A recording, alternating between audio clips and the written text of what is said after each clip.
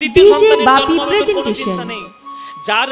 যার মাথার উপর মা জগদ্ধাত্রীর হাত রয়েছে, যার মাথার উপর আমার মায়ের হাত রয়েছে, তার আবার কিসের ভয়? তোর কোনো চিন্তা নেই, তুই আমার কাছে থাক। সেই দ্বিতীয় সন্তানের জন্ম হলো বাপের বাড়ি। তার নাম হয়েছিল গোবিন্দ কবিরাজ। কবিরাজ কি অর্থে?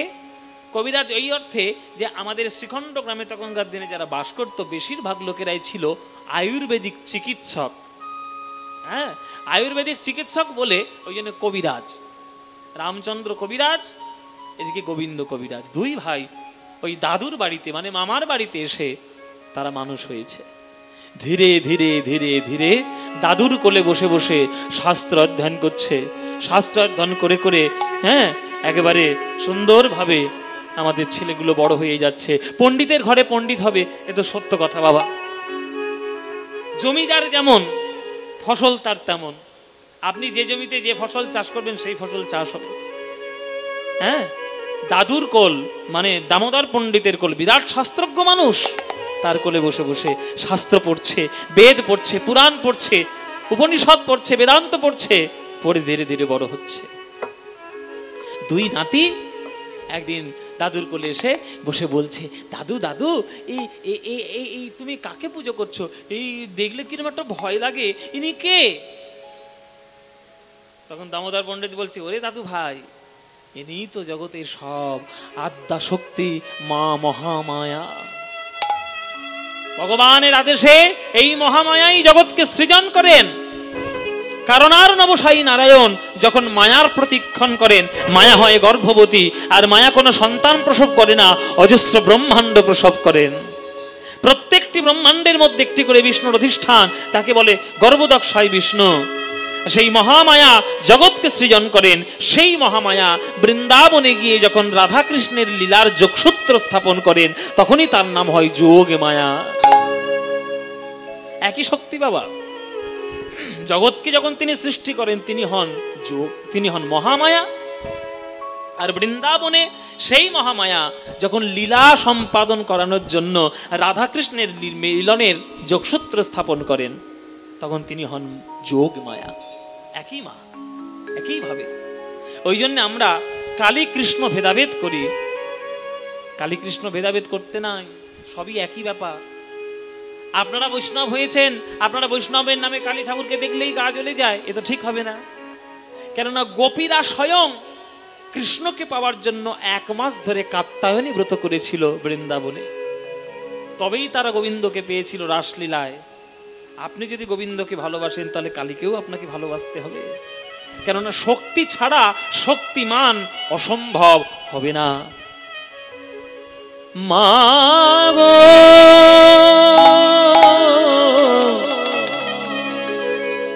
মা গো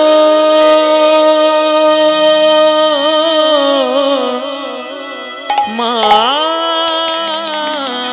গো। দাদু ভাই হাত জোর করে বস বাবা, হাত জোর করে বস বাবা, হাত জোর কর। ও মায়েরা একটু করজোরে বসবেন। দামোদর পণ্ডিতের কোলে বসে বসে দুই ভাই তারা মাতৃ উপাসনা করছে। আমাদেরও একটু সুযোগ যখন পেয়েছি আমরাও একটু করি। মায়েরা সবাই একটু করজোরে বসবেন আর সংস্কৃত শ্লোকের সময় উলুধ্বনি দেবেন। চলো দাদু ভাই বলো, ভালো করে মন্ত্র শোনো, ভালো করে শ্লোক শোনো, চণ্ডীর শ্লোক। ও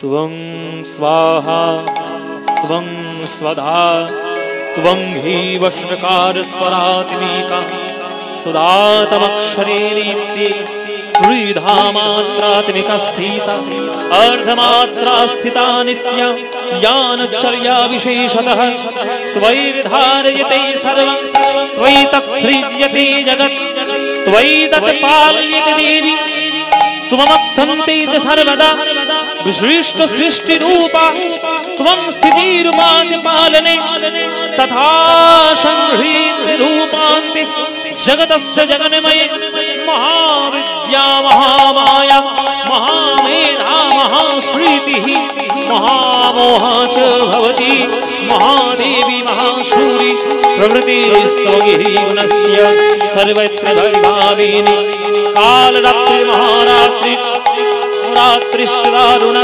त्वं ह्रीं त्वमीश्वरी त्वं ह्रीं स्वं बुद्धिर्मदलक्षण लज्जा पुष्टि तथा तुष्टि त्वं शान्ति खान्तिरेव च खड्गिनी शूलिनी घोरा गदिनी चक्रिणी तथा शङ्खिनी चापिनी बाण भूषणी परिखायुधा सौम सौम्य कलाशेष सौम्यभ्यस्तति सुन्दरी परावरणं परमा त्वामेव परमेश्वरी ओम सर्वमाङ्गल्ये शिवे सर्वार्थसाधिके शरण्ये त्र्यम्बके गौरी नारायण नमस्तुते सृष्टिस्थिति विनाशान शक्तिभूते सनातनि गुणाश्रये गुणमये नारायणे नमस्तु।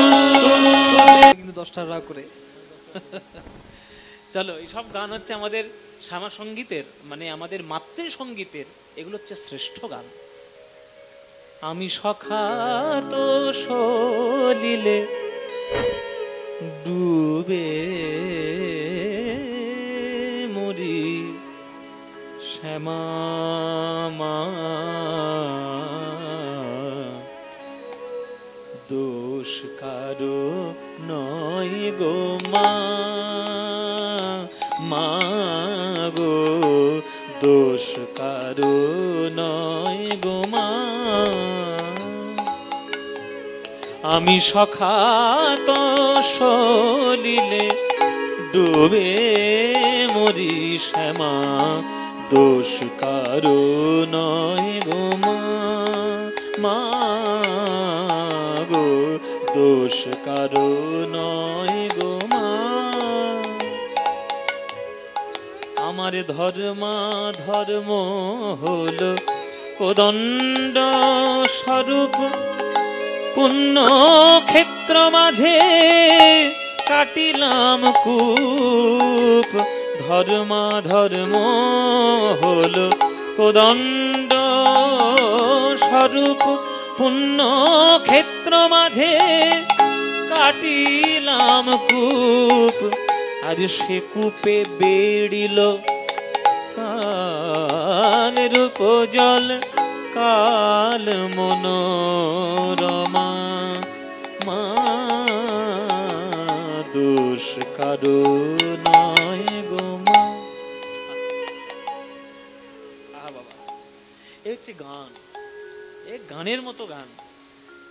এখনকার দিনের কালী পুজো হলে ভয় লাগে বাবা, আমাদের ছোটবেলায় কালী পুজোতে ভয় লাগতো না। কালী পুজোতে আমাদের ভয় লাগতো না, কেননা সকাল থেকে এই সব গানগুলো মাইকে মাইকে বাজতো, আর কি ভালো লাগতো, সকালটা মধুর হয়ে যেত। আহ কি সুন্দর, আজকে মার পুজো হবে। আর এখনকার দিনে কালী পুজো এলেই তো বুকের ভেতর দুপ দুপ করে, কেননা এখনকার দিনে শ্যামা সঙ্গীত তো শোনাই যায় না।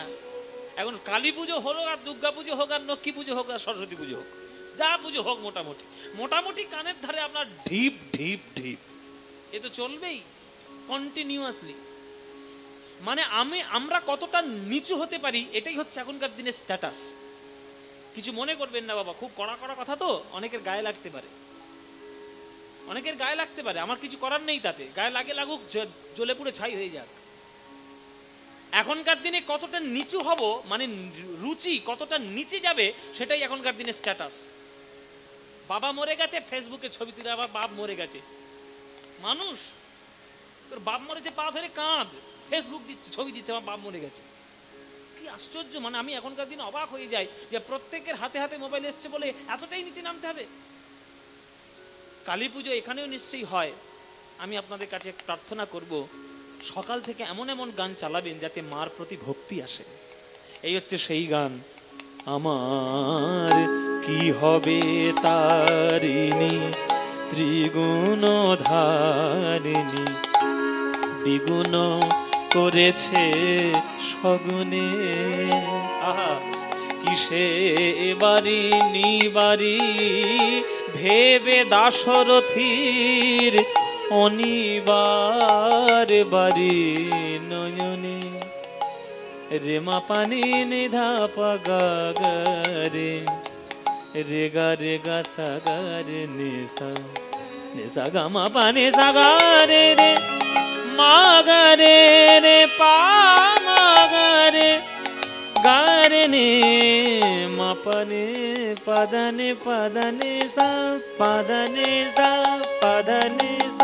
কি হবে তারিণী ত্রিগুণ ধারিণী দ্বিগুণ করেছে সগুণে কিসে এবারি নিবারি ভেবে দাশরথীর অনিবার বাড়ি নয়নে আমার ছিল বাড়ি কক্ষে আর ক্রমে এলো বক্ষে এখন জীবনে জীবনে মা কেমনে হয় রক্ষে কক্ষে মানে কি বাবা ও মায়েরা কক্ষে মানে কি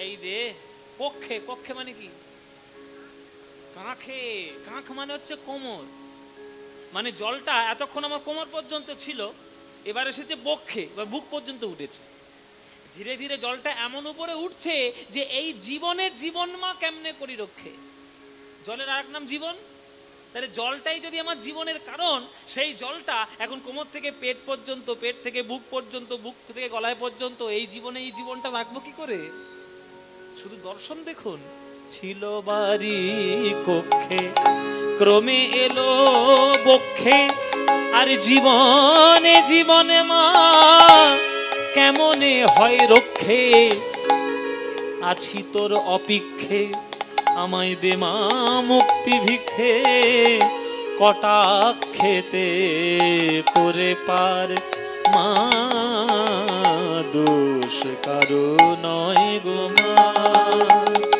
মা গো দোষ কারো নয় গো মা আমি সখাত সলিলে ডুবে মরি শ্যামা দোষ কারো নয় গো মা গো দোষ কারো নয় গো মা গো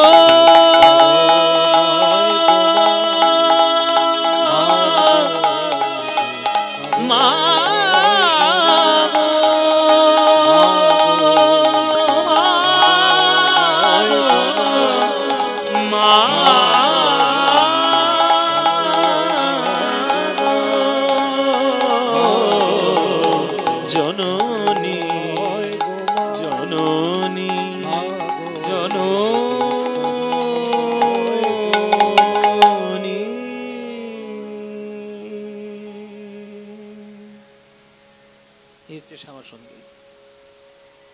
দাদুর কোলে বসে বসে রামচন্দ্র ধীরে ধীরে বড় হচ্ছেন শাস্ত্রজ্ঞ হয়ে বেদ পুরাণ উপনিষদ বেদ বেদান্ত সকল কিছু শাস্ত্রজ্ঞ মায়েরা শিশুকাল হতে ধীরে ধীরে ধীরে ধীরে রামচন্দ্র যৌবনে পদার্পণ করলো যৌবনে যেই পদার্পণ করলো রূপও যেমন তার রূপের ছটাও বেরিয়ে পড়লো তেমনি গুণের ছটায় তার চারিদিক সুনাম হয়ে গেল ও মায়েরা রূপ আর গুণ ভগবান সব সময় সবাইকে সমান করে দেয় না কারোর গুণ ভালো তো রূপ ভালো নয় রূপ ভালো তো গুণ ভালো নয় কিন্তু রূপও দারুণ আবার গুণও দারুণ এটা খুব কম লোকের হয় আর যার যার হয় সে একবার জগতের শ্রেষ্ঠ হয়ে যায় রামচন্দ্রের যেমন দেখতে একবারে কার্তিক ঠাকুরের মতো একবারে দুধে আলতা গায়ের রং আর তেমন তার গুণ শাস্ত্র বেদ পুরাণ উপনিষদ সব মুখস্থ একেবারে সুন্দর ছেলে শিক্ষিত ছেলে দাদু মনে মনে ভাবছে যে যাক বাবা নাতিটার বড় করে দিয়েছি আমার মেয়েটা হ্যাঁ আর এটাও জেনে রাখবেন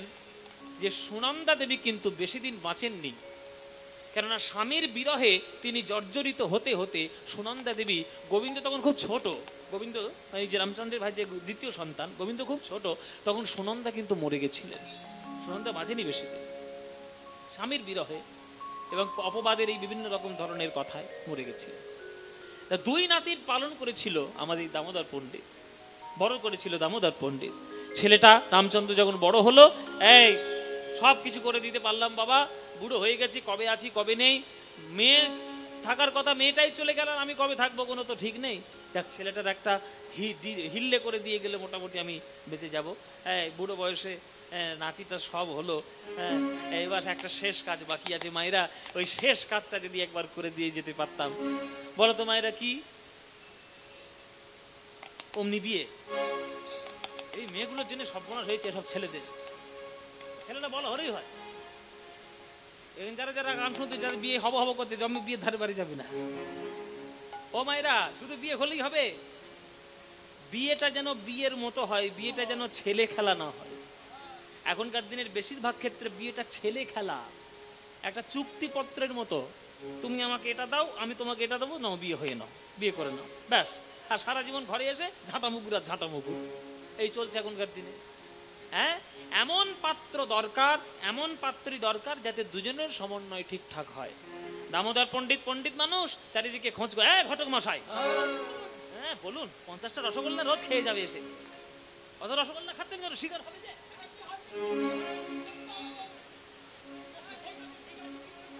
হ্যাঁ, রোজ আসবে বাড়িতে এসে 50টা রসগোল্লা গিলে যাবে। ঘটক হয়েছে তো। শোনো, আমার নাতিটা বড় হয়েছে, রামচন্দ্র বড় হয়েছে, এটা নাতবউ দেখে দাও। হ্যাঁ, ভালো যেন হয়। আমার নাতি যেমন যোগ্য, তেমন যোগ্য নাতবউ আমার দরকার, লক্ষ্মী ঠাকুরের মতো। বেশ, ঠিক আছে, চলো। ঘটক দেখতে বেরিয়ে বললো চারিদিকে রামচন্দ্রের জন্য পাত্রী। ও মায়েরা, বিয়ে যখন হয়, একটা ছেলের কাছে অনেকে অনেক কিছু কামনা করে, তার জন্য একটা সংস্কৃত শ্লোক রয়েছে, বলে কন্যা কাময়তে রূপং। কন্যা চাইবে আমার স্বামী যিনি হবে তিনি ওই দেবের মতো সুন্দর দেখতে হলেই হবে। দেব দেব, হ্যাঁ, প্রসেনজিৎ বুড়ো হয়ে গেছে, এখন চলবে না, এখন দেব চলবে। কি গো মায়েরা, এখনকার দিনে যেসব ছোট ছোট মেয়েরা নায়ক তাদের পছন্দ, ওই দেবকেই পছন্দ তাদের। আর যদি দেবকে না ভালো লাগে, জিতকে পছন্দ, নানান ধরনের। নায়ক নায়িকারা সবসময় চাইবে নায়ক যেন সুন্দর দেখতে হয়। মাতা বিত্তং, শাশুড়ি মা চাইবে ছেলেরা আমার দেখতে ভালো হোক না হোক, বাবা টাকা পড়ি মাল পয়সা যেন ভালো থাকে, তাহলে মেয়ে আমার সুখে থাকবে কি করে? এটা মায়েদের চিন্তা। পিতার চিন্তা, শ্বশুর মানে পিতা শ্রুতম, পিতা চাইবে ছেলেটা যেন ভদ্র সভ্য শিক্ষিত হয়। জ্ঞাতয় কুলমিচ্ছন্তি, আত্মীয় পরিজনরা চাইবে, বাবা কাকা জ্যাঠা মাসি পিসি, এরা চাইবে যে ছেলেটা যেন জাতের হয়। আর পাড়াপড়শিরা কি চাইবে? মিষ্টান্ন ইতরে জনা। পাড়া প্রতিবেশীরা চাইবে ছেলে কালো হোক, ফর্সা হোক, রোগা হোক, মোটা হোক, লম্বা হোক, বেটে হোক, পয়সা আছে না পয়সা নেই আমাদের দেখার দরকার নেই। আমাদের যখন নিমন্ত্রণটা করবে এমন খাওয়া খাবো 7 দিন যাতে ঘরে খেতে না হয়। 100 কালকেই মরবে, না মরলে আমি গঙ্গার জলে ফেলে দিয়ে যাবো একে। এই মাতলা নদী আছে না, 100 রসগোল্লা খাবে। চারিদিকে ঘটক খুঁজতে খুঁজতে একটা মেয়ে পাওয়া গেল, সেই মেয়েটার নাম ছিল রত্নমালা। কি মায়ের না, কি নাম বললাম মায়েরা? রত্নমালা। যেমন তার দেখতে, তেমন সে গুণী মেয়ে। শিব ঠাকুরের মাথায় জল ঢেলেছে আর বর চেয়েছে, শিব ঠাকুর আমার যিনি স্বামী হবেন ধনবান হতে হবে না, রূপবান হতে হবে না, আমার স্বামী যেন সত্যবান হয়। হ্যাঁ, আমার স্বামী যেন সদা সত্যবাদী হয়, আমার স্বামী এরকম দিও। ভগবানের কাছে আরাধনা করে রামচন্দ্রের সঙ্গে বিবাহ দিনক্ষণ একেবারে স্থির হয়ে গেল। দামোদর পণ্ডিত আশীর্বাদ করতে এলেন। আশীর্বাদ করতে এসে বলছি, মা গো, দেখেই তোমার আমার পছন্দ হয়ে গেছে, তুমি আমার সাক্ষাৎ লক্ষ্মী মা। আশীর্বাদ করে যাই মা, স্বামীর ধর্মটাকেই নিজের ধর্ম বলে মনে করো, কেননা স্ত্রীর নাম হচ্ছে সহধর্মিনী। সহধর্মিনী যদি সঠিকভাবে সাহায্য না করে কোনো মানুষের উন্নতি হবে না। নারায়ণের আগে যেমন সদা সর্বদা লক্ষ্মীর নাম থাকে, তোমার নামটাও আমার রামচন্দ্রের আগে রেখো মা। হ্যাঁ, আশীর্বাদ করে সুখী হও, কল্যাণিয়া হও, আয়ুষ্মতী হও, আর আমার নাতির সংসারটাকে সুন্দর করে রেখো। সুন্দর সোনার বালা আশীর্বাদ রূপে হাতে দিয়ে এলেন। বিবাহের দিনক্ষণ স্থির হয়ে গেল। একবারে পালকি করে রামচন্দ্র বিয়ে করতে আসছে। আগেকার দিনে পালকি ছিল স্ট্যাটাস, মানে আগেকার দিনের বড় লোকেরা পালকিতে করে বিয়ে করতে যেত বাবা। এখনকার দিনে যেমন মার্সিডিজ গাড়িতে না গেলে আবার বিয়ে স্ট্যাটাস মেনটেন থাকে না। মার্সিডিজ চাই, স্করপিও চাই, ইনোভা, হ্যাঁ, বড় বড় ফরচুনার, এসব না হলে ঠিক স্ট্যাটাস মেনটেন হয় না। আগেকার দিনে স্ট্যাটাস মেনটেন মানে কিন্তু পালকি। আর সামনে 50টা লোক থাকবে, পিছনে 50টা লোক থাকবে, মানে বরযাত্রী আর কি, আর মাঝখানে পালকি যাবে। এটা ছিল আগেকার দিনের স্ট্যাটাস, বড় লোকের ব্যাপার আর কি। এই পালকিতে করে রামচন্দ্রের বিয়ে হচ্ছে, বিয়ে করতে যাচ্ছে। এই রত্নমালা, কি সুন্দর তোর বর হয়েছে রে, একবার টুকটুকে ময়ূর ছাড়া কার্তিক, এমন বর পেয়েছিস, বল কোন দেবতার করেছিস পুজো? হ্যাঁ, এত সুন্দর বর পেয়েছিস। মালা রে তোর বর এলো রে, মালা রে তোর বর এলো রে, টোপর মাথায় দিয়ে রে মালা বর এলো রে। উলুধ্বনি মায়েরা। মালা রে তোর বর এলো রে, মালা রে তোর বর এলো রে, টোপর মাথায় দিয়ে রে মালা বর এলো। কোন দেবতার করলি পূজা, তুই পেলি এমন বর? কোন দেবতার করলি পূজা, পেলি এমন বর?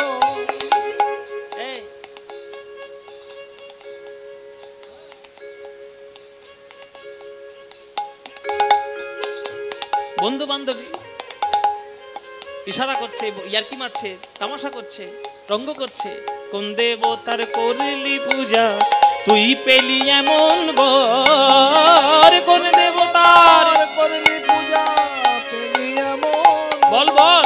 সেই দেবতার বরে রে তোর বর মনোহর, আর সে দেবতার বরে রে তোর বর মনোহর। মালা রে তোর বরে ডোরে, টোপর বরে ডোরে, টোপর মাথায় দিয়ে রে মালা বরে ডোরে। উলুধ্বনি মায়েরা। মালা রে তোর বর এলো রে, টোপর মাথায় দিয়ে রে মালা বরে ডোরে, মালা বরে ডোরে, মালা বরে ডোরে। যদিদং হৃদয়ং মম তদস্তু হৃদয়ং তব, যদিদং হৃদয়ং তব তদস্তু হৃদয়ং মম। শুদ্ধ মন্ত্রে রীতি নীতিতে বিবাহ সম্পূর্ণ হলো। চলো এবার বাড়ি যেতে হবে, বাপের বাড়ি থেকে শ্বশুর বাড়ি যাওয়া। পালকিতে করে কাঁধে চেপে চলেছে আজ রামচন্দ্র বউকে নিয়ে ঘরে। ও মায়েরা, বিয়ে হয়েছে মুর্শিদাবাদে, আসবে আমাদের শ্রীখণ্ড মানে বর্ধমানে। এবার এইখান থেকে আসার সময় পালকিতে সবাই করে, হ্যাঁ, আসছে একেবারে বরগন্ধা ঢাক ঢোল পিটিয়ে পিটিয়ে, একেবারে লোকের কান মাথা খেয়ে মোটামুটি আসছে। মানে লোককে বুঝিয়ে দিচ্ছে যে একটা বিয়ে হয়েছে বটে বাবা। হ্যাঁ, বড় লোকের বিয়ে, সামনে 50, পিছনে 50, সব বরযাত্রী সুন্দর করে। হ্যাঁ মায়েরা,